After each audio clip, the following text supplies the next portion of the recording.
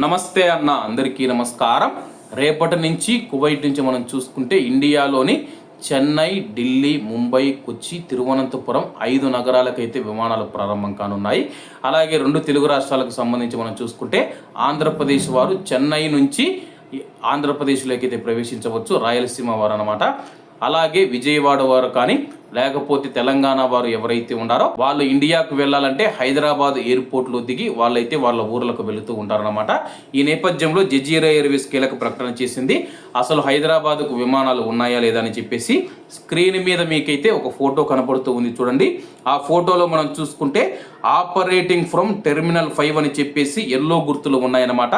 Yellow గుర్తులు ఉండేటివి మనం చూసుకుంటే కువైట్ ఎయిర్పోర్ట్ నుంచి విమానాలు నడుపుతామని చెప్పి జజీరా ఎయిర్వేస్ ప్రకటించింది. అలాగే ఎల్లో గుర్తులు మనం చూసుకుంటే Istanbul, Beirut, Damascus, Amman, Cairo, Jeddah, Riyadh, Mumbai, Delhi, Kochi నగరాలకు విమానాలు నడుపుతామని చెప్పేసి జజీరా ఎయిర్వేస్ ప్రకటించింది. అలాగే కింద మనం చూసుకుంటే ఆపరేటింగ్ వయా దమామ్ అని చెప్పేసి కింద వైట్ కలర్లో ఇంకొక గుర్తు అయితే ఉంది. వైట్ కలర్లో మనం చూసుకుంటే కానీ ఇండియాలో అహ్మదాబాదు, హైదరాబాదు, బెంగళూరు, చెన్నై అలాగే తిరువనంతపురంలకు విమానాలు నడుపుతామని చెప్పి జజీరా ఎయిర్వేస్ ప్రకటించింది. కాబట్టి హైదరాబాదుకు వెళ్లాల్సిన వారు ఎవరైనా సరే కానీ ప్రస్తుతం సౌదీ అరేబియాలోని దమామ్ ఎయిర్పోర్ట్ నుంచి విమానాలు వెళుతూ ఉన్నాయి. ఎవరైనా హైదరాబాద్ వెళ్ళేవారు అలా వెళ్ళొచ్చు, లేదంటే కానీ చెన్నై కానీ ముంబై దిగి మీరైతే తెలంగాణకు చేరుకోవచ్చు అనమాట.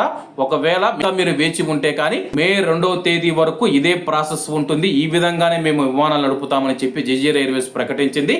కాబట్టి మే 2 తర్వాత మళ్ళా జజీరా ఎయిర్వేస్ ఏమైనా కువైట్ నుంచి హైదరాబాద్కు విమానాలు ప్రారంభిస్తుందో ఏమో వేచి చూడాల్సి ఉంది.